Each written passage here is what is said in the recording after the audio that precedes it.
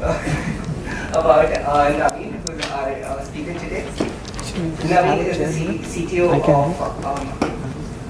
and co-founder of Delhi Score, and he's created Pune Tech and Pune Connect. Pune Tech is an immensely useful platform for any technical or technological professional. So you might want to check this site, and I'm sure that you have something to take away from this site. He's also on the advisory committee of innovative technology company in the domain of finance. And he's also a technology consultant to FinIQ, another company in the domain of finance. So this establishes the fact that he has some authority to speak on Bitcoins as well. Now to establish his technological background, he has an illustrious academic background by having done his B.Tech in computer science from the IIT Bombay. And he's done his PhD by having done cutting-edge research in database query optimization from the University of Wisconsin. He's pretty active on social networking sites, especially Twitter. He has around 6,000 followers. And you'll be surprised to learn that he has around 30.5 thousand followers on Quora. And he was the Quora top writer for the years 2013 and 2014.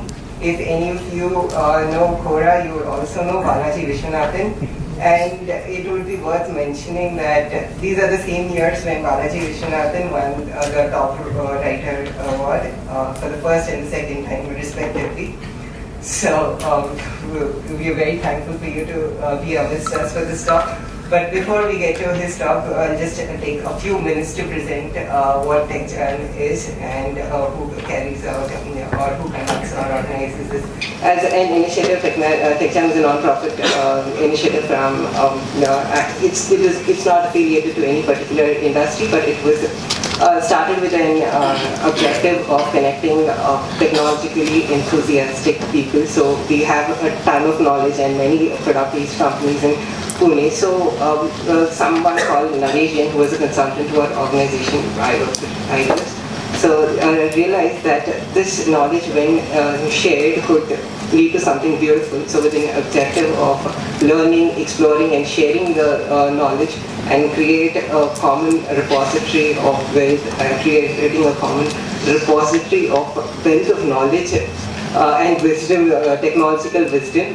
This organization of TechJam was created. This was, since its inception in 2014, an organization named Ideas has been supported. Ideas is an analytics company who's been delivering the revenue management solution to hotels and various industries in the hospitality domain. In fact, it's another trivia that they are the pioneers in this field, and they've existed for around 28 years now. And the software which is produced by Ideas, which has a considerable amount of resources in India, is being used in over 100 countries situated in 6 continents of the world. There's no hotel properties or hospitality properties in Antarctica yet, or we would have one of Sciences in there as well. So that's it about TechJam, but it's exclusively for any technology enthusiast in the country. This year we plan to expand the scope of TechJam. So earlier we used to have only keynote sessions and probably some coding events. But this time we started to involve people who have done some innovative project as well. So in April, when Navin is also on with us, who's the co-founder of Cricketfo, he delivered a TechJam talk. We had another technology enthusiast called Abhinav Bhagwat, who demonstrated how AI could be used in home automation. Similarly, in the next TechJam by Udayan Kanade is also with us. Thanks to he's the CEO of Normal Multiphysics. He delivered an excellent talk on Euclid to AI, and that time we had the students of COB presenting their project on building a small picosatellite and how simulations were being used there. The next TechJam talk happened in September by Mayur, who demonstrated how e-commerce search engine functions. And now we are in the month of December, which is the concluding TechJam of this year. We have Navin all set to educate us about bitcoins and blockchain, the technology behind the cryptocurrencies. So without any further ado, I would request you to put your hands together in inviting our speaker, Navin.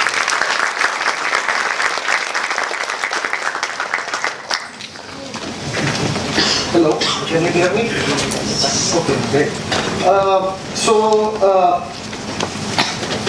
Let me just give some disclaimers right now. Basically, today I will talk about fairly the basics of blockchain and Bitcoin. At the end of it, you will understand what is a blockchain, how it works, what is Bitcoin, how that works, and fundamentally what is the problem that these technologies are solving. However, this area is vast. There are so many different applications and so many possibilities that it's just not possible to cover much of that in such a short talk. I see Mayank here who has some expertise in that, so we're talking to him about doing a follow-up talk sometime later, where he will talk about the ecosystem and the different kinds of interesting applications that are suddenly being made possible by blockchain, right? What I want to do now is, before going into the details, these are the questions people typically have, right? The thing is that going in the reverse direction makes more sense. So I am going to talk about the potential applications and the reason for the popularity first, then teach you what a blockchain is, and then go on to how that is used for cryptocurrency, right? So that's why we are going to start at the top here, and instead of starting with Bitcoin, I'm going to start with a potential application, which is land records, right? How many people know what the word Satbara means or index 2, right? How many people like those things? It's a horrible system, right? Nobody wants to go to the registrar's office, and we are going to try to figure out that problem. And let's take an example. There is plot number 167 in Aund that I want to sell to Amit. And currently, what we do, I mean not currently, but before we had this registrar system, we should first understand why we have the registrar system so that we can solve it using a blockchain, right? So before that, there would be something simple like, we dropped an agreement. We have two copies, so one copy is with me, one copy is with Amit, and both of us sign those. And now everybody is happy, because later on I cannot claim that, oh, I still own this plot of land. Amit can just show that agreement saying, see, he has signed here, correct? So that is the important part. And the requirements here are these three things which keep coming back in any such application. But first, there needs to be some authentication that Navin is the guy who actually took the money from Amit, is the same guy who actually owns that plot of land, right? And that we use like my license. So, usually the agreement will contain a Xerox of my photograph and license attached there. Also, later on, I shouldn't be able to claim that I never sold this to Amit and then try to sell it to Prashant, right? So non-repudiation. And integrity means I shouldn't be able to say, no, I sold you plot number 168, which is on the back side near the gutter, right? So you shouldn't be able to change any of the details. So these are the three requirements, and later on, when we come up with our blockchain, we will see how we do these three things. And the problems with just the basic agreement thing is that signatures can be forged. So what we have to do is get some official person, a notary, to witness the signatures, and this person checks my ID, checks that my face matches the ID, checks that the signature on the ID matches the signature on the document, and then he also signs there saying that signed in my presence, and then it is more trustworthy, right? So, so Prashant is the trustworthy person, right? We have generally improved the authentication and non-repudiation part of it. Otherwise, I could have claimed that you have an agreement, but that was not me. I didn't sign it. The bigger problem which still exists is that, how do you know that Navin owns that plot of land? How do you know that it doesn't belong to someone else? So right now the situation is that you register the current ownership of any plot of land with the government, and that's the registrar's office.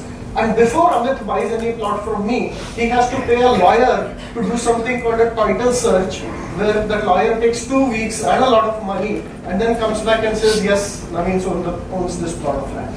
Correct? And that is the painful part. But as a result of that, just to make sure that next time, afterwards, after I have sold it to Amit, now the record needs to get updated, right? The registrar's office.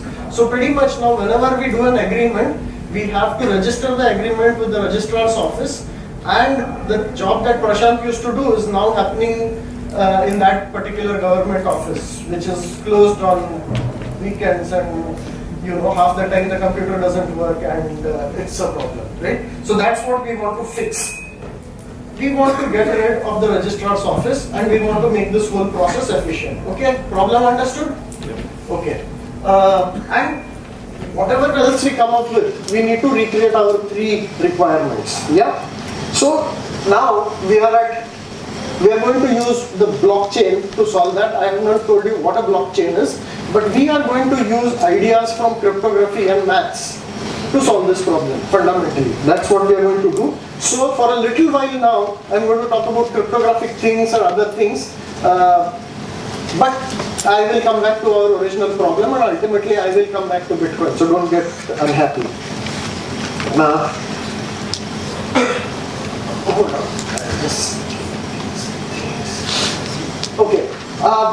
So there exists this concept called public key cryptography. Okay, this was maths that scientists invented in the 1970s. I'm not going to get into the details today, but just know that this is what that gives us, right?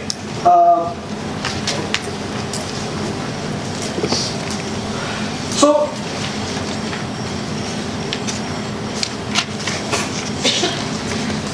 yeah. So in public key cryptography, anybody can create a public key and a private key. Okay, that's just like your password, except that you have 2 passwords: a public password and a private password. And what this allows you to do is that you can use these keys in ownership. Suppose I want to transfer ownership of something to somebody else. What I can do is that in a document, I can write something, and then I can lock it using Amit's public key. Okay? And what it means is that this can now only be unlocked using Amit's private key. So pretty much the contents of that document are now owned by Amit, because nobody else can unlock that document. Okay? I've not told you how we do that. Just trust me on this. Okay? But the basic idea is that through the use of the public key private key mechanism, I can lock a document which only Amit can unlock. The point is that locking anybody can do, because locking requires just the public key. And public key of Amit is known by everybody because it is public. Whereas unlocking requires the private key, and only Amit knows the private key, so only he can unlock it. Using a very similar concept, you can even sign documents. So if I sign a document, if Amit signs a document, he signs it using his private key, and only he can do that because nobody else knows the private key. And anyone else can verify whether this was signed by Amit, because verification needs just the public key, which everyone knows. So just by looking at the document and looking at the signature, anyone can confirm that yes, Amit did sign it, and nobody else could have done it because nobody else knows the private key. So these concepts are understood, and this can be done using just simple algorithms. And this is what we are going to use to build our entire ownership system. Okay. So we are at the point where we are now going to have a database of ownership of plots of lands using the public key, private key stuff. Okay. Now I will start with a simple solution. Then I will start pointing out problems to you, and each problem we will solve. And by the time we have solved all the problems, we will have ended up with a blockchain. Okay? Alright. So the simplest solution, I mean, you could already see it when I was explaining to you what the public key private key does. You could see the solution, which is that I, the current owner of a piece of land, I want to sell it. So I create a document in which I say that I am selling this plot of land, number 167 owned, to Amit. Then that document, I sign it with my private key. This proves that it is Navin who really approves of this sale. Okay, nobody else could have done it because I signed it with my private key. And when I lock it with Amit's public key, this ensures that from this point on, nobody else can sell this plot of land because it is now locked by Amit, and unlocking it requires Amit's private key. Okay? And the thing is that this document, which is signed by me, locked with Amit's key, who should keep it? Should it be with Amit or Navin? Best is keep it with Prashant, like our trusted third party, right?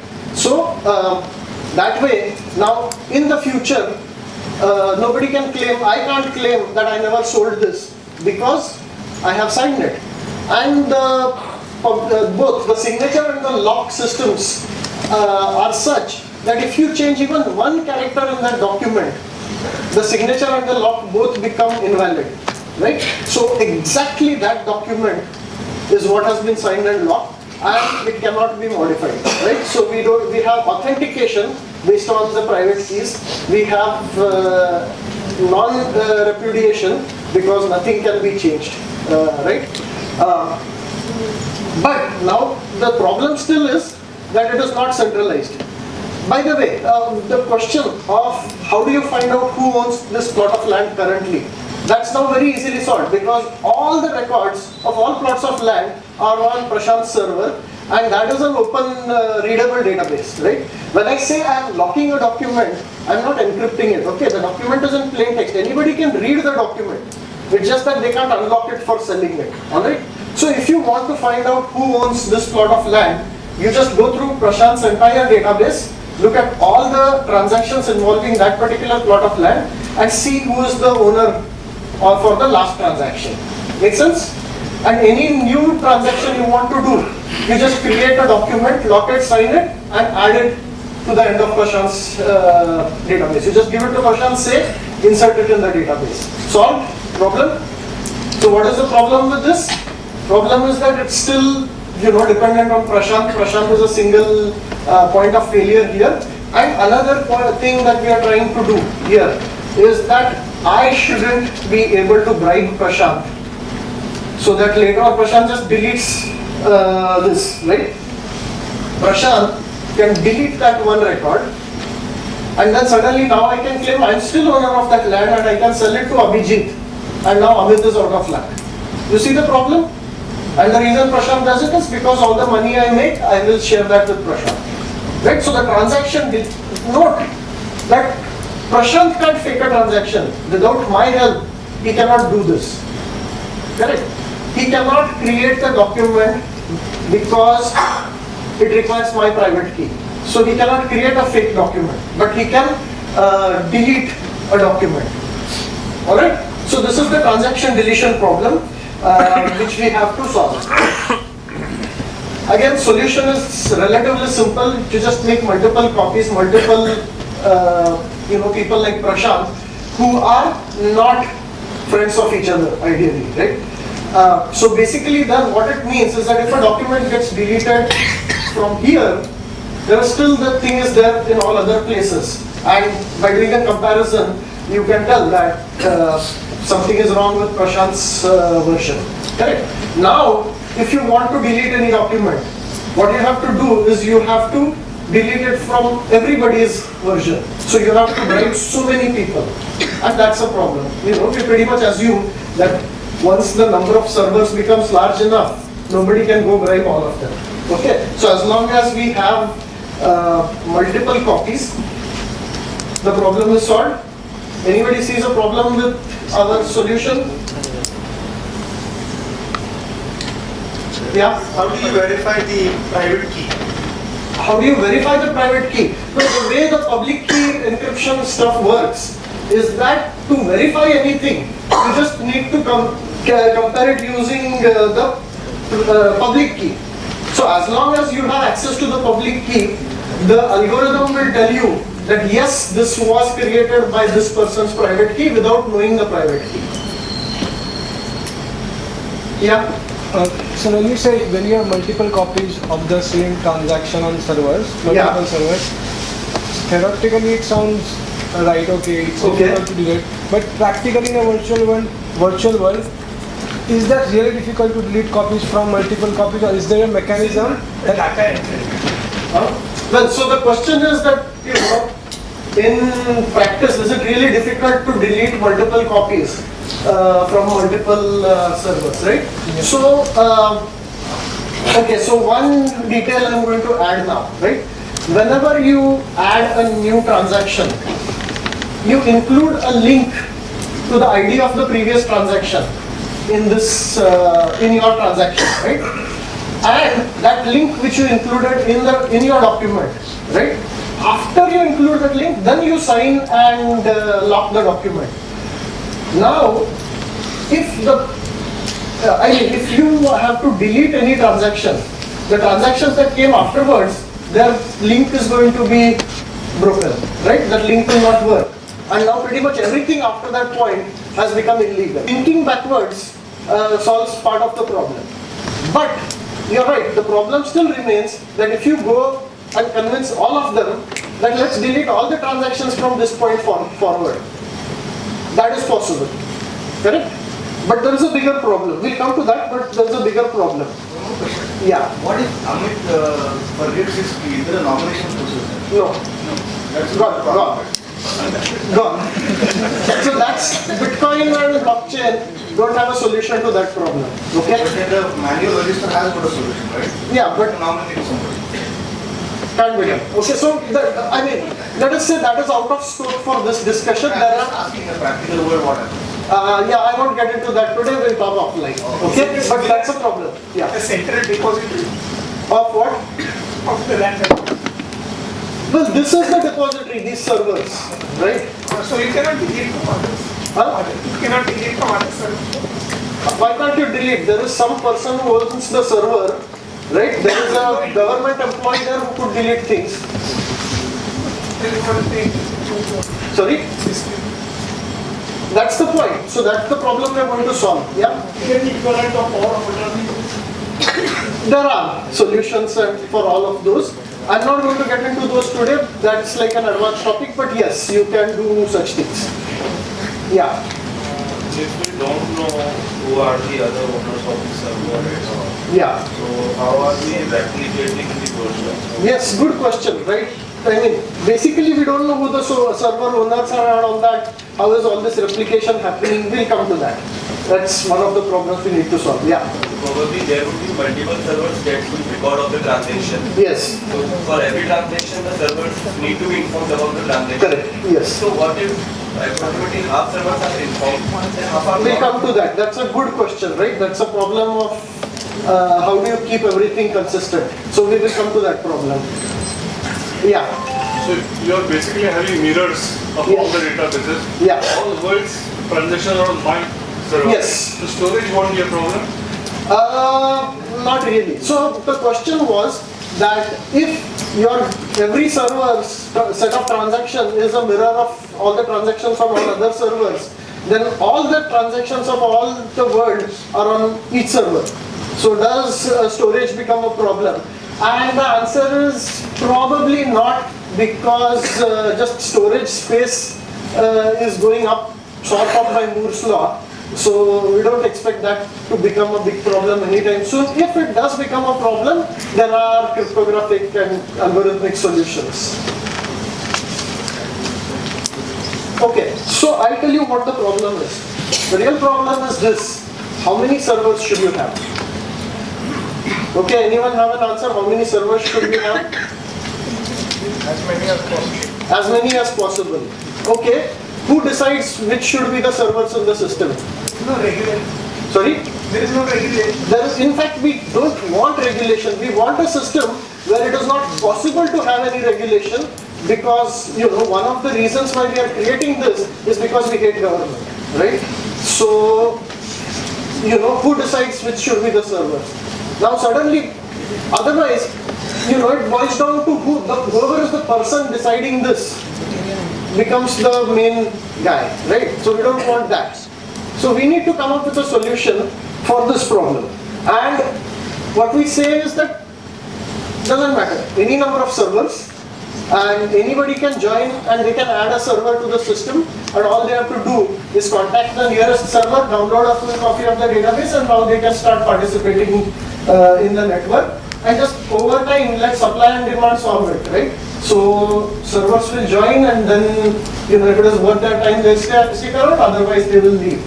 Okay, now that solves some version of problems. It creates a new set of problems, which is sort of what you said, right? Especially when you don't know what is the total number of servers in the system.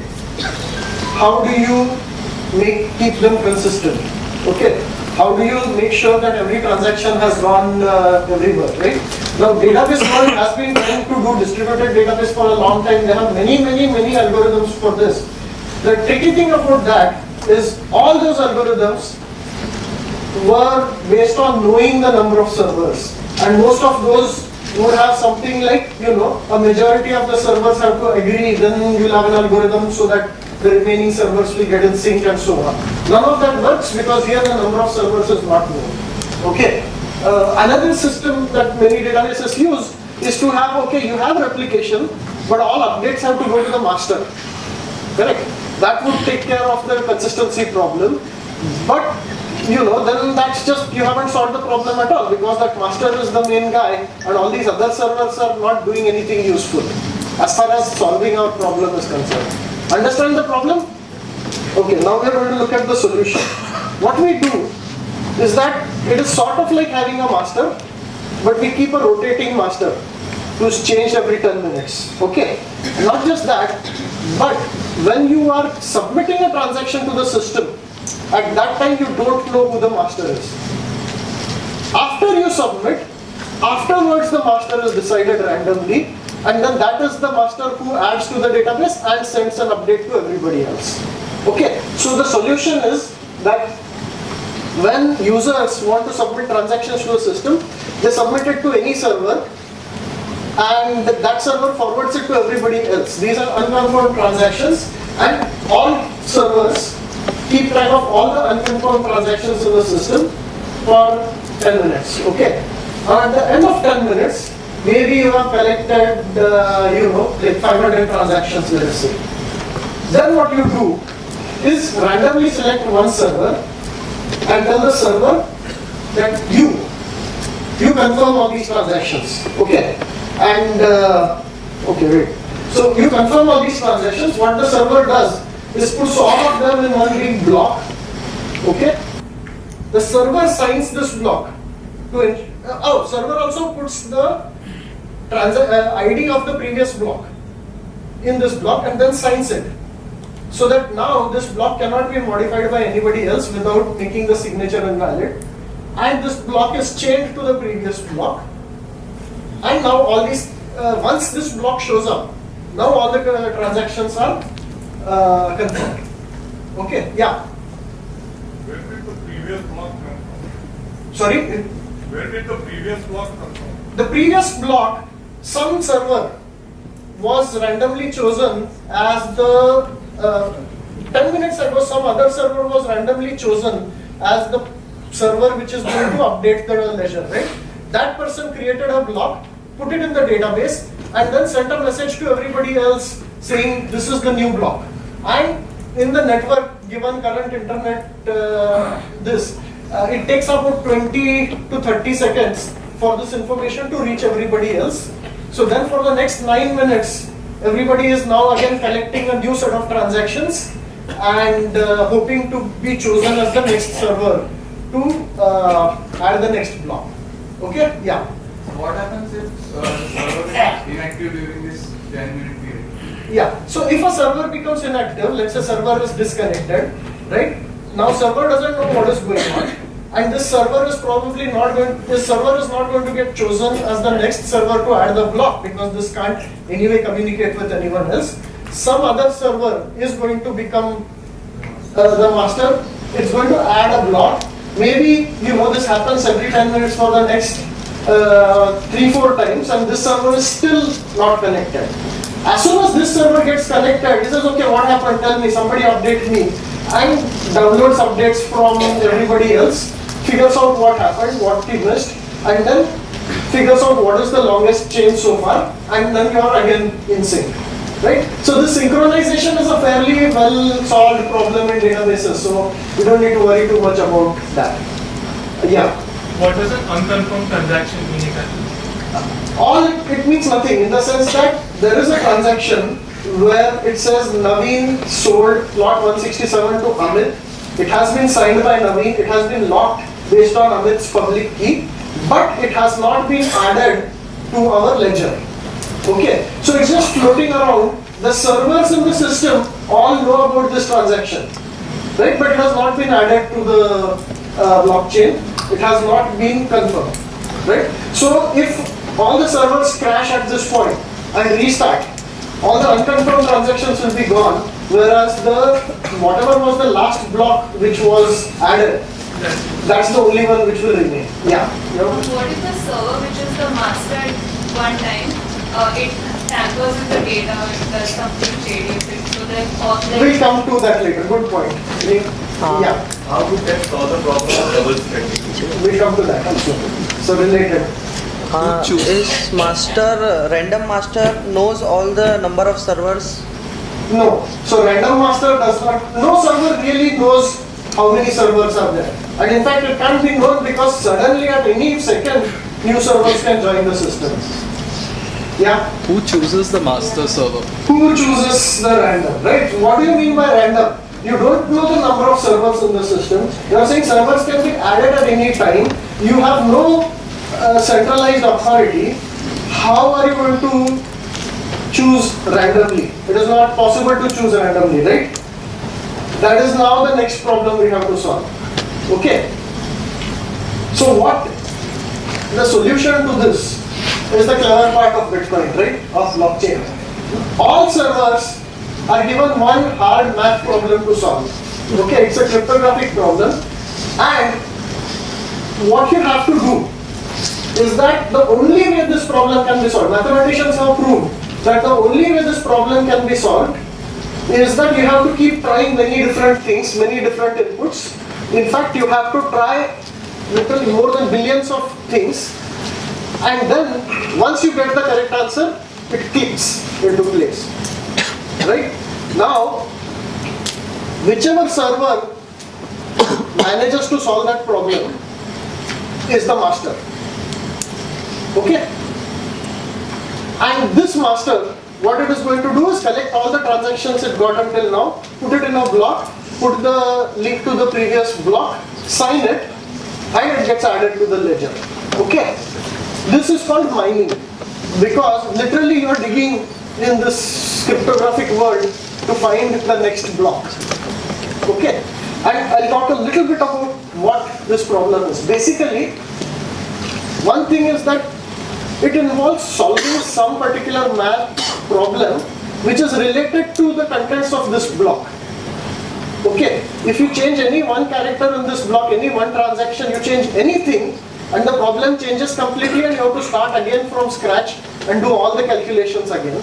The second thing is that solving one problem for one block involves that many computations. Okay? And somewhere in all those computations, one of them has the correct answer. So desperately, basically all you're doing is all these servers are just sitting trying one after another, and one of them finds it. Okay? And that number has been chosen carefully. That number is such that it, across all the servers in the system, if all of them are trying to solve the problem all at the same time, it takes on an average of 10 minutes to solve it. Yeah. Who validates this solution? Like all these Okay, so the question is who validates the solution? The math problem is such that finding the solution is very difficult, but verifying that this is a solution is easy. Okay? So I won't get into the details because otherwise we'll spend 10-15 minutes just discussing that. It's very fascinating and interesting, but I don't want to get into that. Yeah. Just like, what is a missed transaction? What's up? Missed transaction. Yeah, sorry. So just quickly, the thing is that at any given time, one particular server manages to solve the problem.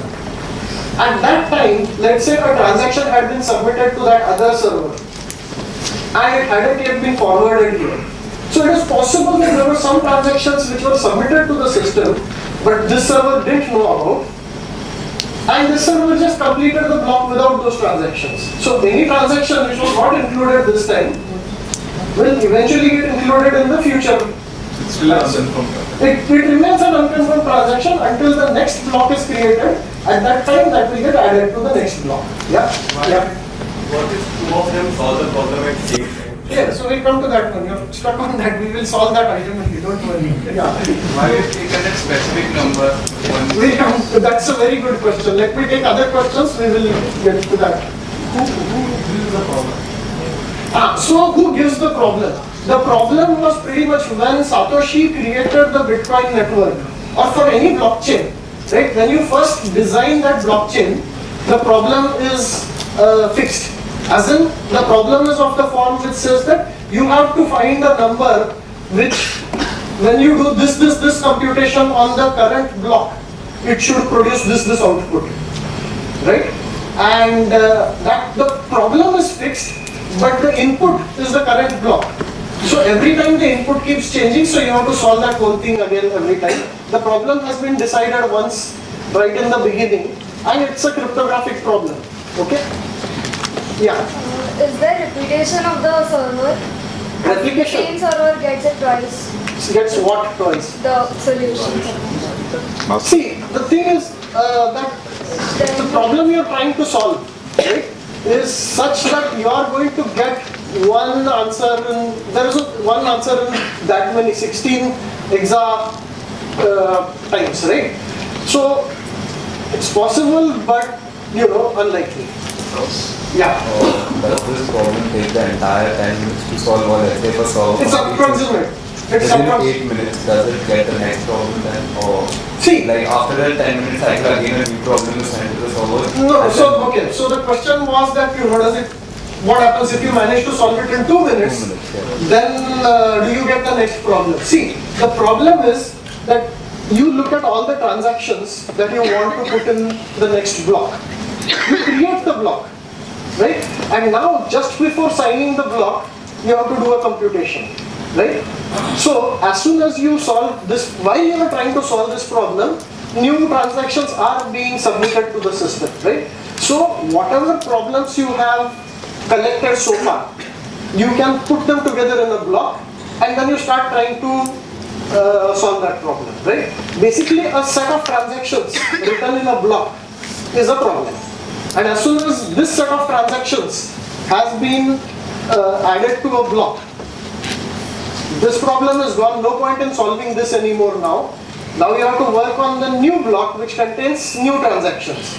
Now remember that if your new block that you create now, it can't contain any of the confirmed transactions already, because any confirmed transaction, putting it there a second time, the transaction is invalid, and if there is one invalid transaction in a block, the entire block is invalid, right? So you have to be careful that you are only working with unconfirmed transactions. So anytime a new block gets added to the system, you have to start from scratch with a new set of unconfirmed transactions. Yeah? So who is validating the transaction? So for the unconfirmed transaction, who's stopping the whole thing from submitting another contradiction? Yeah. So the thing is, question is that who is validating the transactions? Now a server which has just added a block to the ledger, right? It is the server's job to ensure that it's a valid block. And by valid block, what it means is that every individual transaction in that block should be valid. There should be no double spending either within this block or compared to the previous blocks. And this block should be chained properly to the previous block, right? All of this needs to be confirm, only valid blocks can be added to the ledger. If a particular server is careless and allows an invalid transaction in, the server will add it, then it will forward it to everybody else. Everybody else will say, well, this is not a valid block, forget it, I am not accepting it. And if your block is not accepted by anybody else, it's wasted. Okay, I should tell you one quick thing, that a server gets a commission for creating a block. Okay, that's why the servers are doing all of this. And also that's why the servers want to make sure that their block is accepted by everybody else, otherwise they won't get the commission. And to ensure that their block is accepted by everybody else, they have to ensure that it is valid. So every server has incentive to make sure that only valid unconfirmed transactions are included and invalid ones are not. If somebody submits 2 transactions, if I submit immediately, I submit one transaction selling this plot to Amit and another one selling it to Prashant. What the server, if any server that tries to put both transactions in, the entire block will be invalid. But they can randomly pick any one of them, put it in, ignore the other one, saying that's an invalid transaction, and that would be fine. Okay? Yeah? Can no server come up with an efficient solution to solve the problem? No. So it has been mathematically proven that there is no efficient solution to this. The only solution is to go through that many possibilities. Yeah? Is there branching possible within a block? We'll come to that. In the proof of work system, Yeah. does the complexity scale as per the number of servers? Yes, so we'll come to those things. Let me go forward now, right?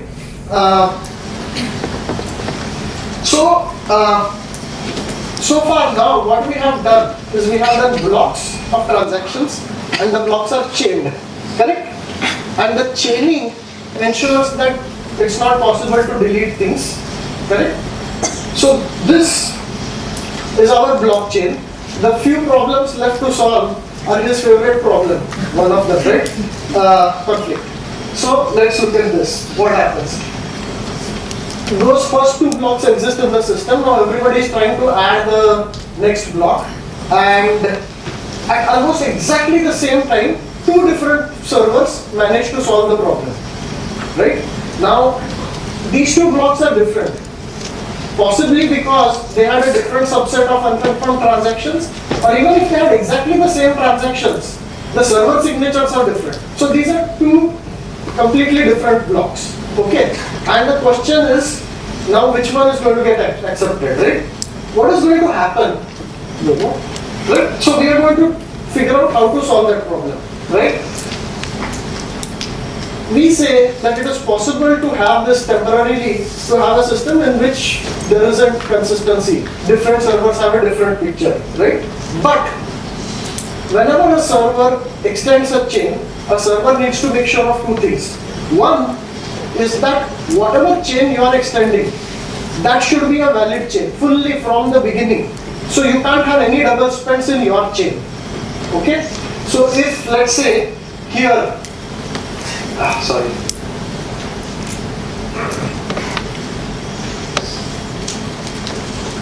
Right?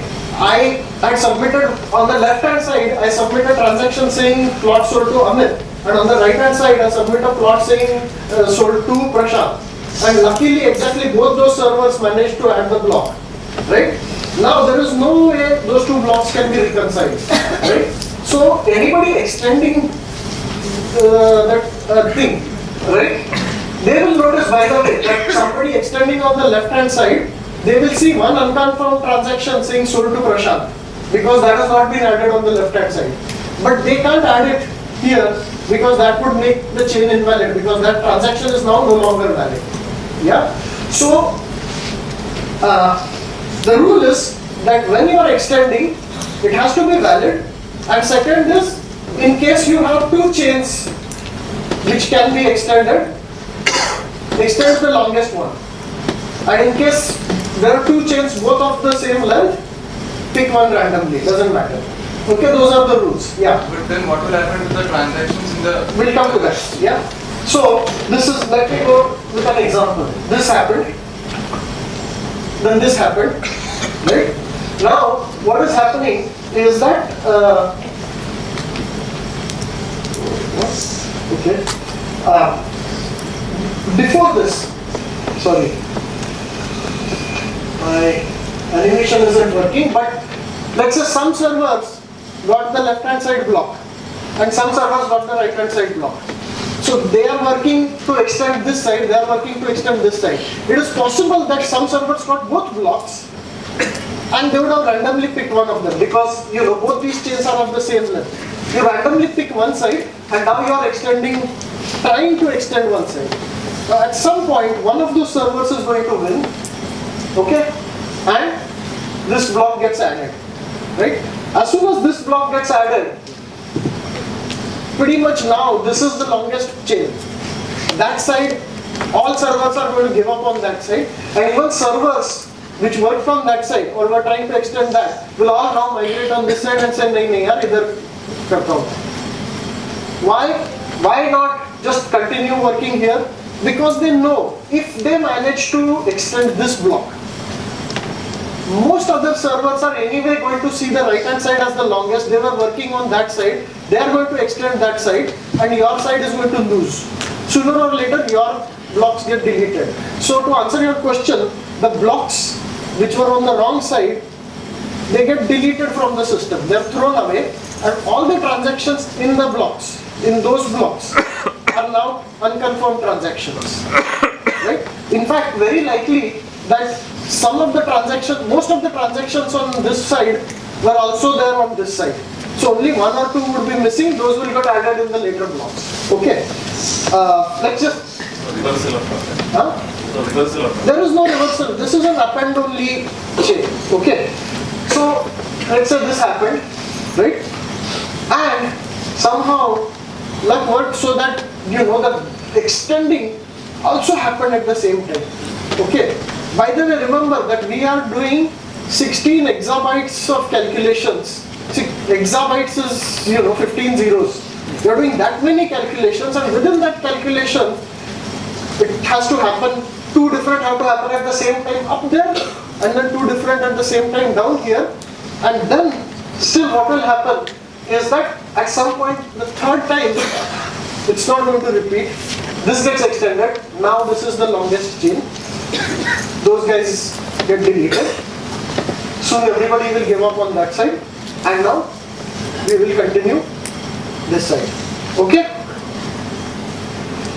So that yeah. Right hand showed on the right hand side the blocks which were there. Yeah. If the problem has already been coded, so as you mentioned, those blocks will also be shifted to the left hand side. No, not the blocks. Individual transactions get picked up. Blocks are thrown off. All this takes how much time? Within how much time? Each block, each level is 10 minutes.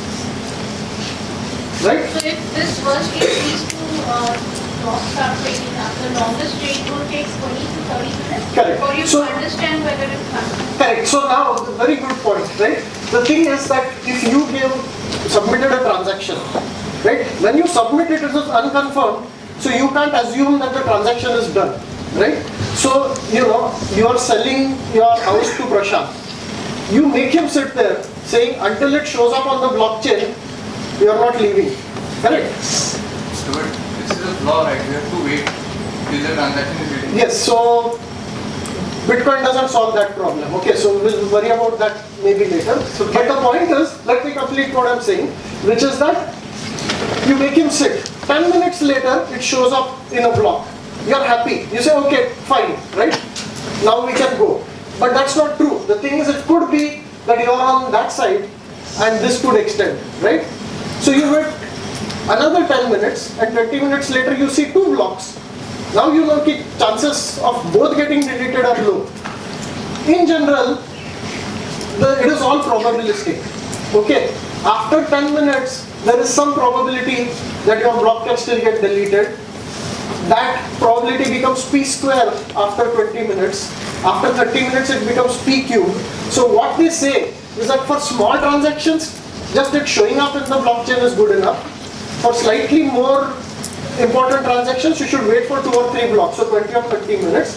If you really want to be sure, you should wait 60 minutes, 6 blocks. Okay, so for really important and expensive stuff, you should wait for 6 blocks to get added before you can be really sure that the transaction is confirmed. So yes, one of the problems that blockchain does have is that transactions are not instantaneous. Okay, and again there are a bunch of solutions there to mitigate that problem, and people are working on those things, but that's out of scope for today. Yeah. Someone in the audience mentioned the term proof of work. Yeah. What is proof of work? We'll come to that later. Can this conflict of servers result in monetary impact to anyone? Of course, because the thing is that somebody, well, first of all, there is monetary impact to those servers, because those servers which did all this work and were hoping to get the commission are not going to get the commission. But also the thing is that some transaction that you submitted, it takes longer to get confirmed. And if there was any double spending, then there are issues, right? But in general, the thing is that if you wait long enough before confirming anything in the real world, you wait for it to show up on the block and a few more blocks get added, then you can be safe. Because once it is in there, then it can never be deleted and it can never be changed. So the exchange of money happens when it is confirmed, is it? There is blockchain. Exchange of coins or whatever. Blockchain, no, see, that blockchain doesn't care, right, what happens in the real world. You as the human being who's using the blockchain has to use it wisely, right? That's why I said that if I'm selling it to Prashant and Prashant gave me the money, Prashant will not let me leave his house until 6 blocks have been added. The transaction is authenticated by the digital signature. Yeah, see, as soon as I put my digital signature on the transaction, it is authenticated, right? So digital signatures are authenticating the transaction. If the transaction is not complete, do you get your stuff back? Blockchain doesn't care. Yeah. So at this point in time, the amount is getting debited when the blockchain doesn't. Okay, see, so far right now, I am not talking about money. Okay, I am describing to you a system for ownership of land, right? So I am not talking about money at all. I am talking about ownership of land. At this point, on the left hand side, plot 167 is owned by Amit. On the right hand side, plot 167 is owned by Prashant. Now, when this happens, pretty much what the right hand side is going to disappear. So now, Prashant does not own the block of land, or that plot of land. Those sides have disappeared, and now it is pretty much confirmed that Amit is the owner of that plot of land, right? In real life, if I was expecting money to be paid to me for that plot of land, that's something between me and Prashant, and we need to handle it in real life. The blockchain is just keeping track of ownership of the plot of land, that's it. Yeah. How this commission is... We'll come to the commissions later, yeah. You said if a certain blocks gets deleted, the transaction will go to the unconfirmed part. Yeah. And later on they will be added to the block. So why do we have to wait? We know that if they get deleted, they will be added to the That is, if the transaction is valid, then it will get added, right? But the only way to be sure that it is valid is to to wait until it gets added. Because what is possible is that the same guy who claims to have transferred ownership to you, in the background he could be transferring ownership to somebody else, and only one of the two transactions can get validated, right? So you can't be sure that that guy is not doing that in the background until your transaction shows up and it gets confirmed, and 4 more blocks get added. So whenever the transaction is getting added, it is matched with all the transactions. Yes, the server has to take care of those things. No, each server which is adding a block has to take care of that, and every server which is accepting someone's block will also check for validity. So all servers in the system are always checking for validity of all transactions all the way till the beginning. Yeah. Is one block of transaction or is it just one transaction? One block is a bunch of transactions. 1 megabyte. One block is 1 megabyte. As many transactions as you can stuff in them can all be added, and you will get commissions from each one of those. Okay. Yeah, one question I take. So one thing, Navin, is that this is a framework and this is the methodology on which is happening and the algorithm which is doing it. Yeah. in reality it will never be shown to the actual user. We'll have to create a buffer in middle which is actually doing the activity in software and giving to user, right? Yeah. So that part, so the point is that this is all happening on some servers and code and all of that. Real users are not going to know of these things. So yes, so there will be third parties who create nice websites and nice interfaces and software which you can use. And in Bitcoin world, those are called wallets. Okay. So no, I'm going to, let me go ahead now, right? What we are going to do is that we have understood the blockchain. And we are going to create a new coin called Prashant coin. Okay.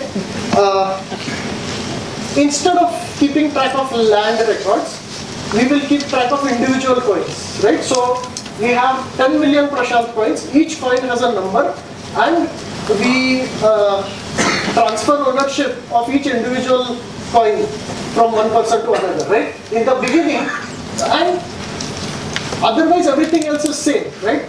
When you lock a particular document which says that coins number 1 through 1 lakh are owned by Abhijit, you lock it using Abhijit's public key. And you have to sign it using whoever was the previous owner of those coins, and that's how you take care of it, right? So now instead of transferring ownership of plots of land, you're transferring ownership of Prashant coins, okay? Each transaction can transfer some number of coins, like one range of coins or a list of coins. And each time you give a transaction, right, you say 1 lakh coins transferred from Prashant to Abhijit, and in addition 25 coins given as commission to whichever server created this block, right? So that is one whole transaction. Okay, so every transaction contains some commission that the payer gives to the server. Okay. Now, initially, all the Prashant coins are owned by Prashant. Okay, and what he does is that he just starts giving it to his friends. Initially, nobody is interested. Ki Prashant coin ka kya value rehta hai, right? So he's just giving it away for free. After a while, somebody thinks ki there is some chance, right, that this could be useful. So suddenly now he has 5 people telling Prashant, "Kya re yaar, mujhe dena thoda coins." And so Prashant says, "Fine, give me a pizza, and I'll give you 1 lakh coins." Right? So that's what happens. And now soon, what happens is that he's charging actual rupees to give coins, and the other people who got coins from Prashant last year, suddenly they start seeing that people are paying real rupees for the coins, so let me also make, right? It's at this point probably worth 1000 Prashant coins is 1 rupee. Okay. Then what happens is that at some point so many people in this FC Road area have Prashant coins that Vaishali starts accepting Prashant coins. And now the number of people who want Prashant coins starts increasing. And then there are so many people demanding Prashant coins that some enterprising bugger comes, he starts a exchange, right?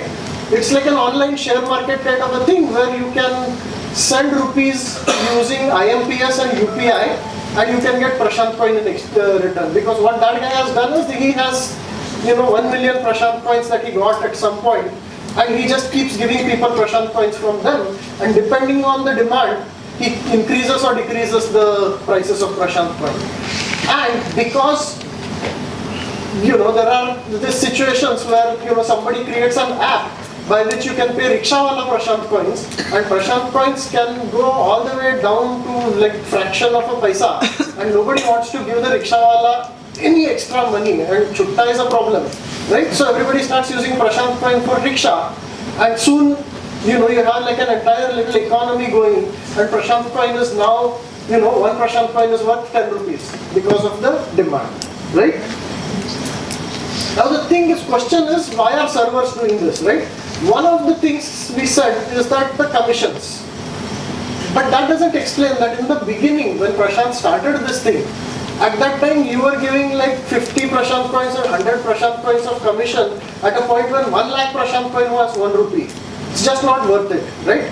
So why bother? So the other thing that somebody came up with, and that's where we come with Bitcoin. Now finally I'm going to talk about Bitcoin. A few tweaks to Prashant coin and we have Bitcoin. So in Bitcoin, it was known that in the beginning Bitcoin will have low value, and because of that people won't be willing to pay commissions. But later on, as the value of Bitcoin goes up, the commissions will increase, right? So in the beginning, every time you mined a block, you would get a whole new bunch of new Bitcoins. Okay, that was your reward for creating a block. And that is, even if all the commissions in the transactions were zero, you would still get coins, right? So this is the idea. Every block, when you create every block, new coins are added, and those coins you assign to yourself. So you are the server, you have created a block, and in that block, you assign it to your own public key. You lock it using your own public key, so now you are the owner of those coins, right? And this repeats. Now, one of the things is that you don't want number of Bitcoins to just keep increasing infinitely. So it is hard-coded into the system that every 4 years, the number of coins you get for creating a new block becomes half. So that half has happened twice. So now we are at 12.5 Bitcoins. Every server, every block that is mined, the server gets 12.5 Bitcoin. In the initial days, in fact for 5-6 years, the commissions, transaction commissions were zero. But now it has become so expensive to run the servers that transaction commissions have also started increasing. Transaction commissions are variable, okay? The server gets to decide how much the transaction commission is going to be, and if there is a server which says the transaction commission, it sets a high commission, people won't pay. They will go to other servers, right? So that's why it sort of adjusts itself. And these days, the transaction commissions are around, $10, $20 per transaction. Okay. Earlier it used to be free. Can anyone host a server? Anybody can host a server, yes. You just, download Bitcoin. The actual code that you have to supposed to run on a server is open source. So you can download that code, you can start a server, and now you're on the Bitcoin network, and your server will instantly start trying to solve the current mathematical problem to mine the next block, right? Now, a few things about, by this time, now you should have an idea of what Bitcoin is. I also tried to give you an idea of how Bitcoin actually got value. Okay, initially it had no value, but now slowly as people figure out that this is really useful and important and it can do interesting things, the demand has increased, because of which the price of it is going up. Yeah? So, for the Bitcoin blockchain, what transactions are those in the block? It's just transfer of Bitcoin ownership from one person to another. I give 3 Bitcoin to Prashant. Prashant gives 17 Bitcoin to Abhijit. That's all. That's the only transactions on the Bitcoin blockchain, nothing else. Why I give money to Prashant? The blockchain does not care, right? In some cases, it is drugs. Okay, and that's one of the problems. But yeah. So is it not possible that someone hosts a really powerful server and it always gets silly? Yes, so good question, right? If somebody puts up a really powerful server and that server is able to do those calculations at 10,000 times faster than all other servers. So most of the blocks will get created by this server and most of the commission will go to this server. Do you know what will happen? The other guys will get a powerful server. Right? In fact, that has happened. I'll tell you the history, right? When Bitcoin started, people would just put their laptop, and laptops were used as Bitcoin servers. Then somebody got the idea of putting not using their own laptop, but a machine that is not used for anything else. Just full time it is doing Bitcoin mining. And that person started putting not using their own laptop, everybody was forced to, but a machine that is not used for anything else. Just full time it is doing Bitcoin mining. And that person started making more. And he started making more money. So then everybody else upgraded. Then somebody said, well, let me use a power point in Bitcoin. It's ideal for the GPU. and he started making more money. So if your brains upgraded, then someone figured out that the problem that is being solved in Bitcoin is ideal for the GPU. Thing, right? So if you have a gaming server with a powerful GPU, put that and suddenly that can solve this problem and about 100 times faster than a regular server. So people started using that, then everybody had to new GPUs. By this time, people had seen the potential of Bitcoin. At that time, Bitcoin so what like $100. The prices started going up. So when you get $50 right, for each block. At that time, Bitcoin had become like $100 per block. $100 and FPG is $5,000. Good amount. I can program it to make everything that will be faster than even. So then somebody came up with the idea that I can FPGA, a field programmable array of those, and then I can program it and that will be faster than even. And what is the next step? So then there was like an array of FPGAs. I will put an entire array of those integrated circuits, and so everybody had FPGAs. And what is the next step? That is ASIC. Sorry? And now ASIC. So ICs, entire integrated circuits designed just to solve the basic problem. Only solving that is an ASIC. And now what you have in China, if you manage entire mine bigger than this particular building, which is just full wall-to-wall basics which are only solving the Bitcoin problem. The reason is that if you manage to mine the next block, you get 12.5 Bitcoin. But each Bitcoin is currently worth 1.2 lakh.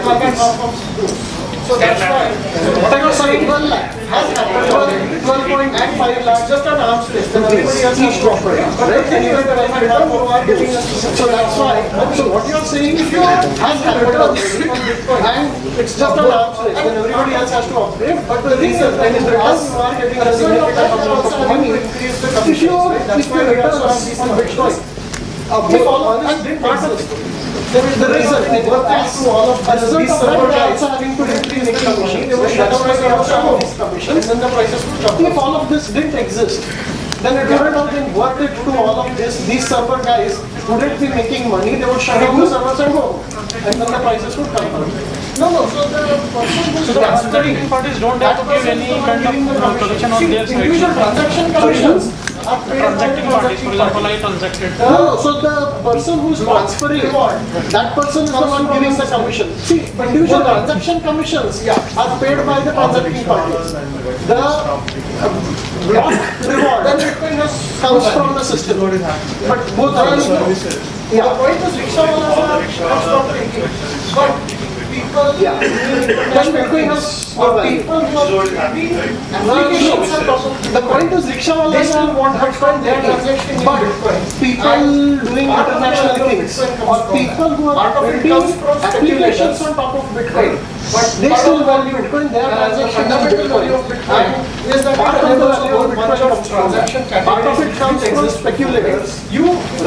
But part of the value, the fundamental value of Bitcoin is that it enables to just figure out what is the currency didn't exist before, right? If I tell you, send money to my brother in Morocco. So there's a whole bunch of things. It will take you 3 days to just figure out what is the currency in Morocco, right? Whereas with Bitcoin, you would be done in 10 minutes.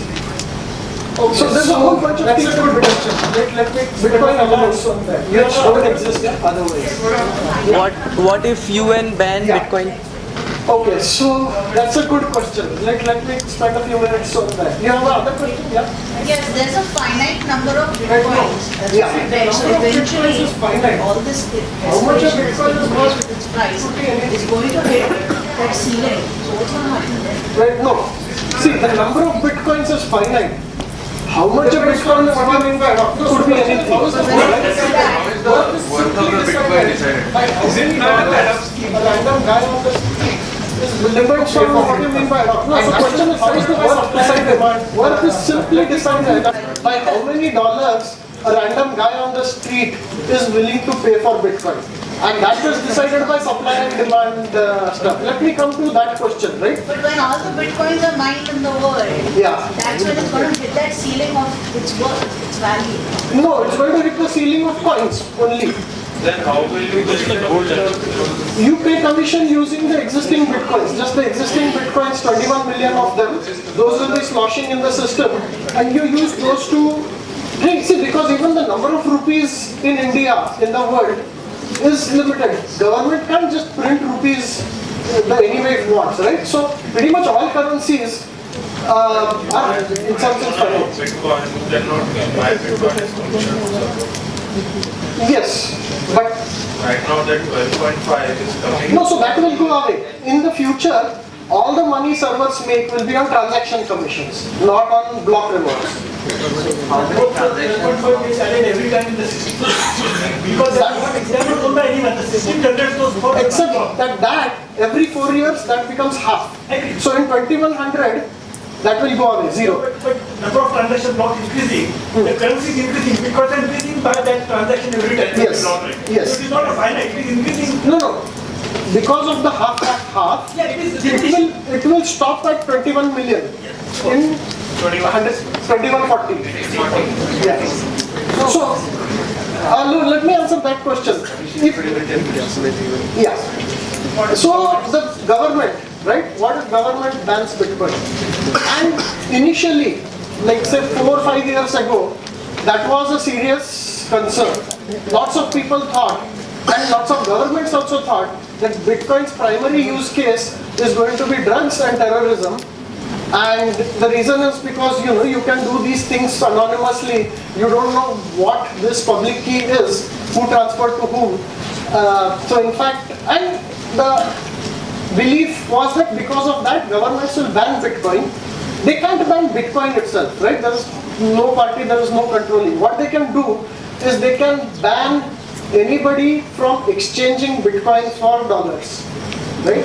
So there can't be any official way to Bitcoin exchange for dollars. Then the whole thing will go off into the black market, right? And that would pretty much kill it because, there won't be any officially sanctioned legal use cases for Bitcoin. But what happened? So there was this website called Silk Road. Okay, it was a place where anybody could buy drugs, you pay using Bitcoin, and all kinds of illegal things used to happen there.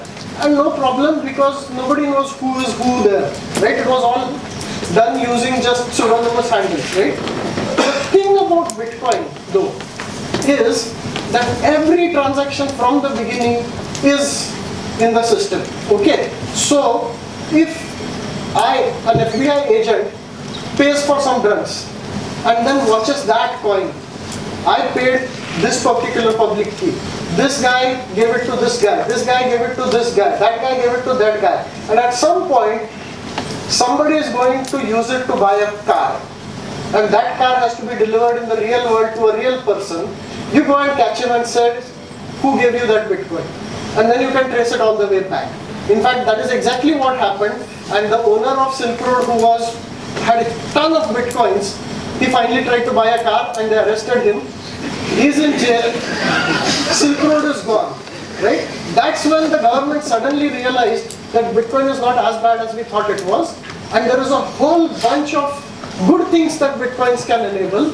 And so it is currently believed that it will not be banned.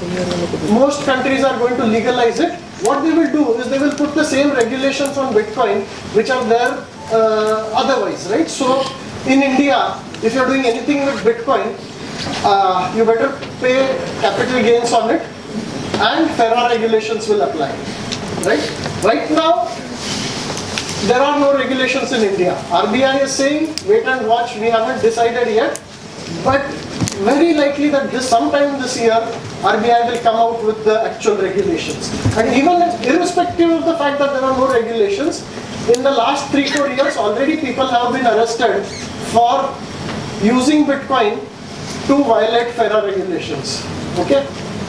Yeah. So once the regulations kick in, will the demand reduce and will the pricing? We don't know which way it will go. Okay. Once the regulation kicks in, one possibility is that, people will realize that I can't do all the things I wanted to do with this, so I'm not going to use it, so demand could go down. On the other hand, a whole bunch of people who are afraid of buying Bitcoins because, government will ban it.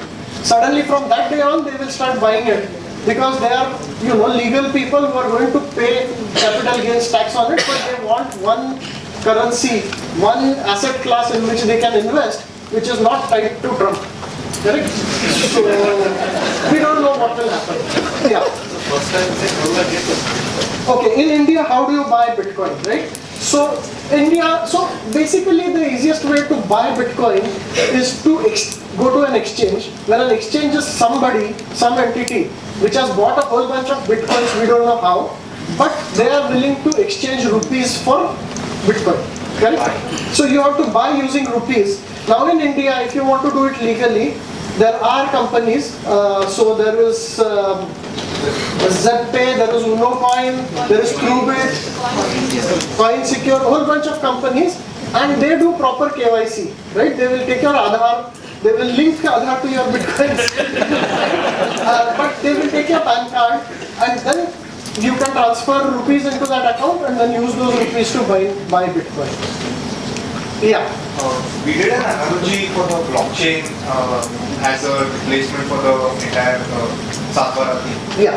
Now, when you look at Bitcoins as a form of currency, there's a whole bunch of things like the Zimbabwe thing happened, or Chinese artificially suppressing the value of their currency. You can't do that kind of stuff with Bitcoin, exactly.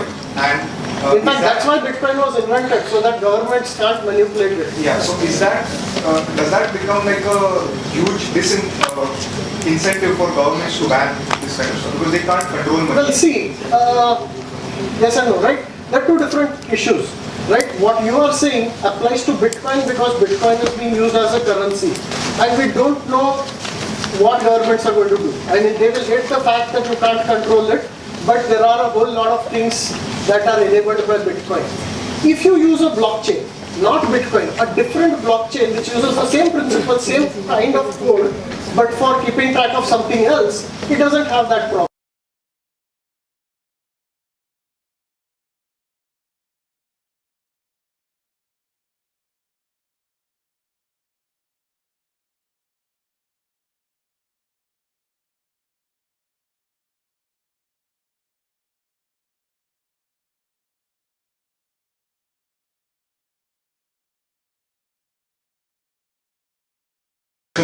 No, from the first transaction was Satoshi transferring some Bitcoin to some other guy, one of his friends. So every transaction is some number of Bitcoins being transferred from somebody to somebody else. So now looking at only blockchain now, suppose I use blockchain for something. Now land records is going to happen, a lot of them are going to happen, but if you make it for something which doesn't happen often, then is there a possibility that there is no unconfirmed transactions in 10 minutes and still we have to form a block? No, so you can just wait for enough transactions to show up, right? You don't have to create a block. Yeah. Bitcoin is the only one cryptocurrency and we have parallel. No, so there are hundreds of cryptocurrencies. Bitcoin isn't the only cryptocurrency. Let me see if I have. Ethereum. So Ethereum is another cryptocurrency. Ethereum. The thing about Ethereum is that it has not just coins, but you can attach smart transactions, you can attach behaviors to those coins. And behavior is a piece of code. And what that code can do is that when the transaction is confirmed, that code will actually get executed by the server. And the code will contain some conditions. So if this is true, then do this automatically. So you can do things like, in the coin there is a transaction saying that if the date is after March 31st and if the current value of the dollar is above 72 rupees, then transfer so many dollars to Ajit's account, otherwise transfer so many rupees to Prashant's account. And now suddenly you manage to implement an option or a derivative or a dual currency deposit or some complicated thing like that without requiring humans. Right? So that is what Ethereum allows you to do. There is another thing which is called Litecoin. And what Litecoin does is it's just like Bitcoin, except that it doesn't take 10 minutes. It takes much less time. And the transaction fees are kept very low. Another thing called Monero, where Monero uses even more advanced cryptographic algorithms to ensure that when person A pays person B, the actual identities are not recorded in the blockchain. So you know that some money was transferred from someone to someone, but you can't track it all the way back. So Monero gives true privacy. Okay. Now, is that a good thing or a bad thing? Good thing. Bad. Depends. Right? So the good thing is that for people who are in repressive governments, right? There is a dictatorship and there are freedom fighters who are getting money from outside to continue the fight. In that case, it's a good thing. But then I actually know that in Sri Lanka, child pornography rings are using Monero for transacting because that's not traceable. So we don't know. But the people who created Monero are of the belief that it is technology. By itself, it's not good or bad. It's somebody else's job to ensure that it is not used for bad things. No, by 2040, governments will regulate all this. Once they come to see, Monero is unregulatable. Okay, Monero is so solid in terms of the cryptocurrency that there's just nothing you can do about it. And if people use cash right now, for example, you can go to bitcoinlocal.com and tell me, say, where can I get bitcoins for cash? And it gives you a guy in Bombay and some guy in Surat where you can actually walk up to him, give him a bag full of cash, and he will transfer bitcoin to your name. And there's nothing the government can do about it, right? So, yeah. Will there come a point when the cost of Bitcoin stops escalating? See, if the demand goes down, that can happen. In fact, it could happen tomorrow, right? Nobody really knows why Bitcoin is going up so much. And so it is possible that it's a bubble and suddenly it might all come crashing down. Nobody knows. How are we doing on time? Okay, one more question. Yeah, you.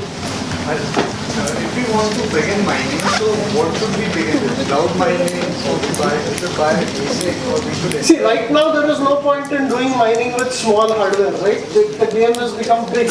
The only way to do mining is a large number of ASICs and large amount of investment.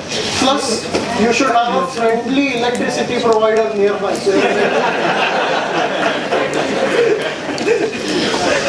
Sorry, we are out of time. I can take questions outside afterwards. This is one question that's been recurring to Oh, okay, the next question, yeah. The question has been that with more and more transactions, the cost there is much competition. So yeah, good question from Webex. The question is that the number of transactions is increasing, and because of that the cost of transactions is increasing.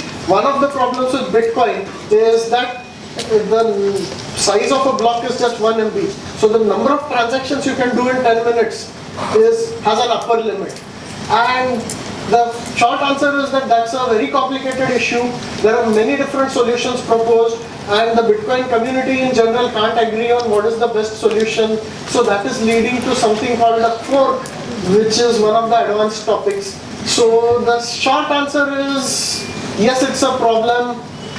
People are working on solutions, and in the long term, one of those solutions will actually get implemented and adopted. But right now, it's a messy situation. That was the question?